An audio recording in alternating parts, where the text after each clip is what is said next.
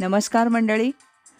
वेगळी वाट तिची या श्राव्य मालिकेच्या आजच्या तिसऱ्या भागात ऐकूया दृष्टी दिव्यांगांसाठी विविध पुस्तकं, अंक, धार्मिक पुस्तकं, ग्रंथ यांचं ब्रेल लिपीत रूपांतरण करणाऱ्या सरोजताई टोळे यांच्याबद्दल. 6 ठिपक्यांचा निर्मळ फुलोरा. लेखक संभाजी गायके. वाचक स्वर सुवर्णा बोडस. 6 ठिपक्यांचा निर्मळ फुलोरा. सरोवराच्या जलाच्या पृष्ठभागावर अलगद डोकावतं, सबंध सरोवर सुगंधित करतं ते कमळ. या गुलाबी रंगाच्या आणि फुलणं म्हणजे नेमकं काय याचा मनमोहक वस्तुपाठ असलेल्या कमळाला सरोज अर्थात सरोवरातून जन्मलेलं असंही एक नाव आहे. देहाला हे नाव मिळालेलं असणं आणि त्या नावाला जागणारं कार्य हातून घडलेलं असणं हा एक दुर्मिळ योगायोग म्हणावा लागेल. सरोजताई टोळे यांच्या बाबतीत हा गोड योग जुळून आलेला दिसतो. दृष्टी ही मानवी जीवनाला मिळालेली एक अत्युत्कृष्ट अशी देणगी आहे. पण आपलं जग आपल्याच डोळ्यांनी आपल्याला हवं तसं पाहता येण्याची सवलत निसर्ग मात्र काहींना देऊ शकलेला नाही. मग पाहण्यासाठी यांना स्पर्श नावाच्या ज्ञानेंद्रियाचा आधार घ्यावा लागतो.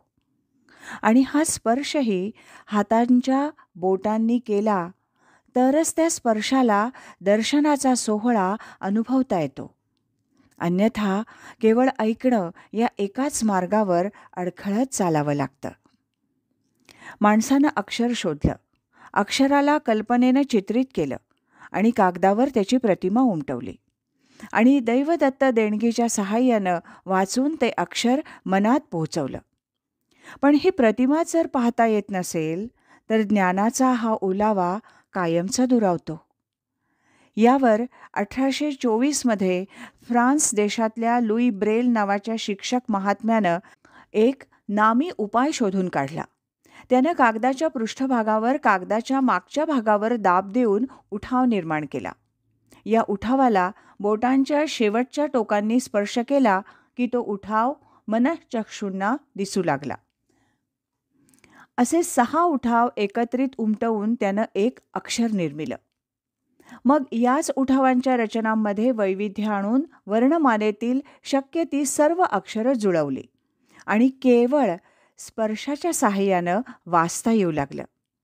अर्थ डोळ्यांना ओलांडून जाणिवेच्या अंतरंगात पोहोचू लागला. आरंभी केवळ फ्रेंच भाषेत उपलब्ध असलेले हे उठाव पुढे 133 भाषांना आपल्या कवेत घेते झाले आणि अंध व्यक्तींना वाचनाची संधी प्राप्त झाली. भारतात 1951च्या दरम्यान भारतीय भाषात ब्रेल आली. पण खरी समस्या होती ती म्हणजे ही लिपी कागदावर सहजी उमटवायची कशी. त्यासाठी ब्रेलर नावाचं टंकलेखन यंत्र डेव्हिड अब्राहम यांनी विकसित केलं. याला पार्किन्स ब्रेलर म्हणतात. मंडळी, आपल्या कथानायिका सरोजताई टोळे या महाराष्ट्रातल्या खेडोपाड्यांमध्ये वंचित विकास संस्थेच्या माध्यमातून शिक्षणापासून वंचित राहिलेल्या मुलांसोबत काम करीत. सरोजताई डोळस मुलांसाठी निर्मळ रानवारा नावाचा छापील अंक काढीत असत. त्यात कथा, कविता, गोष्टी असत. संपादनसुद्धा त्याच करीत. हे काम त्यांनी सलग 11 वर्ष नेटानं चालवलं होतं. याच कामाच्या दरम्यान सरोजताई दृष्टी दिव्यांग मुलांच्या संपर्कात आल्या. ताई या मुलांना अभ्यासाची क्रमिक पुस्तकं वाचून दाखवायच्या. पुढे पुढे आधुनिक तंत्रज्ञान हाताशी आल्यावर त्यांनी त्यांच्या सहकाऱ्यांच्या मदतीनं पुस्तकं ध्वनिमुद्रित करून द्यायलाही आरंभ केला. पण याला काही मर्यादा आहेत. कानांनी पुस्तक ऐकणं आणि बोटांनी ते प्रत्यक्ष वाचणं यात महदंतर आहे. पण मजकूर ब्रेल लिपीत करून घेणं हे मोठं जिकिरीचं आणि खर्चाचं काम असतं. डोळस लोकांसाठी वापरल्या जाणाऱ्या पुस्तकांपेक्षा आकार अर्थातच मोठा असतो. अंध मुलं म्हणाली, ताई, आम्हाला आमचं वाचायचंय, काहीतरी करा ना. त्यावेळेला सरोजताई अवघ्या 51 वर्षांच्या होत्या. या वयात ब्रेल शिकणं तसं कठीणच. पण ताई अंधशाळेत शिक्षिका असलेल्या त्यांच्या एका मैत्रिणीकडून ही 6 टिंबांची भाषा शिकल्या. कुणाकडून तरी एक सेकंड हँड अर्थात आधी वापरलं गेलेलं जुनं ब्रेल लिखाण यंत्र मिळवलं आणि ताई लिहू लागल्या. ब्रेल लिपीत लिहू लागल्या, जे केवळ बोटांच्या स्पर्शाने वाचता येतं.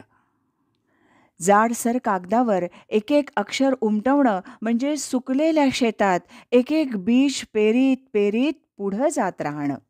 त्याला अर्थांचे अंकुर फुटतील तेव्हा फुटतील. पण सरोजताईंच्या हाताला यश लाभत गेलं. त्यांनी एक ना अर्धे तब्बल 300 पेक्षा जास्त पुस्तकं अशी लिहून काढली आणि दृष्टी दिव्यांग बंधू भगिनी यांच्यासाठी एक मोठं ज्ञानदालन उघडून दिलं. पुढे पुढे तर त्यांनी संत तुकाराम महाराजांचा अभंगगाथा, चांगदेव पासष्टी हेही ग्रंथ ब्रेलमध्ये लिहून दिले. पण मुळातच ब्रेलमध्ये लिहिणं कठीण होतं. काही वेळेला अक्षरात धचा मा होई, पण वाचक ते समजून घेत. अनर्थ होत नसे. पण एक अडचण होती.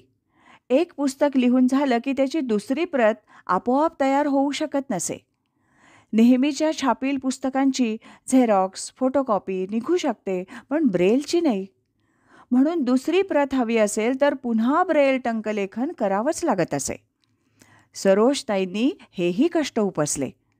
पण पुढे संगणक क्रांती आली. संगणकाच्या सहाय्यानं मूळ पुस्तकाच्या अधिक प्रती सहजी निघू लागल्या. मग सरोजताई यांनी त्यांच्या आणखी काही सख्यांना या कामात येण्यास उद्युक्त केलं. सामाजिक कामात सहभाग म्हणून या साऱ्या जणी मिळून एकत्र आल्या आणि लिहू लागल्या. त्यातून कवितांचा, गोष्टींचा फुलोरा फुलू लागला. अक्षरांना नवा उभार आणि अर्थाला उभारी लाभली. पण याही कामाला वेगाच्या मर्यादा पडल्याच. पण ताईंनी ब्रेल लिपीत वेगवान छपाई करू शकणारं स्वयंचलित यंत्र इंग्लंडमधून त्यावेळचे म्हणजे आजपासून 15-20 वर्षांपूर्वीचे सुमारे 2.25 लाख मोजून विकत आणलं. हे पुण्यातलं पहिलंच यंत्र होतं. मराठी, हिंदी, बंगाली, तमिळ, कन्नड यासारख्या भाषांतून ठिपके आकार घेऊ लागले. भाषांची मर्यादा राहिलीच नाही. सॉफ्टवेअर तज्ज्ञ श्रीयुत देवेंद्र राक्षे आणि भाषा तज्ज्ञ ज्योतिताई जोशी, मुग्धाताई देशपांडे, गौरीताई काळे, सुषमाताई हुपरीकर यांचं सहाय्य होतंच. शालेय क्रमिक पाठ्यपुस्तकं तर झालीच, पण इतर विषयावरील पुस्तकंही निर्माण होऊ लागली. भगवद्गीता, तुकोबांची गाथा, आनंद ओवरी या नावाचं नाटक यांचाही समावेश झाला. गुरुदेव रवींद्रनाथ टागोरांनी संत तुकाराम महाराजांच्या अभंगांचा बंगाली भाषेतील आणि महात्मा गांधी यांनी हिंदीत केलेला भावानुवादही सरोजताई यांनी ब्रेलमध्ये आणला आहे. आज सरोजताई यांनी वयाचा अमृत महोत्सव पार केला आहे. पण त्यांच्या आयुष्यातील प्रत्येक दिवस त्यांनी अंधांच्या आयुष्यात साहित्याचे अमृतकण पेरण्याचं कार्य करून दाखवलंय. आजही त्यांची ही उधळण अविरत सुरू आहे. जगदंबेनं राक्षसांचं निर्दालन केलं. नव्या युगात अज्ञानाचे राक्षस नष्ट करण्याचं कार्य करणाऱ्या सरोजताई आणि त्यांच्या सर्व सहकारी भगिनी महिषासूर मर्दिनीची विविध रूपच आहेत असं म्हटलं तर वावगं ठरू नये. अशी ही सरोजताईंची वेगळी वाट, ज्यामुळे दृष्टी दिव्यांगांना कित्येक पुस्तकातला अक्षररूपी ठेवा आत्मसात करण्याचं भाग्य मिळालं. 6 ठिपक्यांचा निर्मळ फुलोरा. सरोजताई टोळे यांच्याबद्दलचा हा लेख लिहिला होता संभाजी गायके यांनी. वाचक स्वर सुवर्णा बोडस.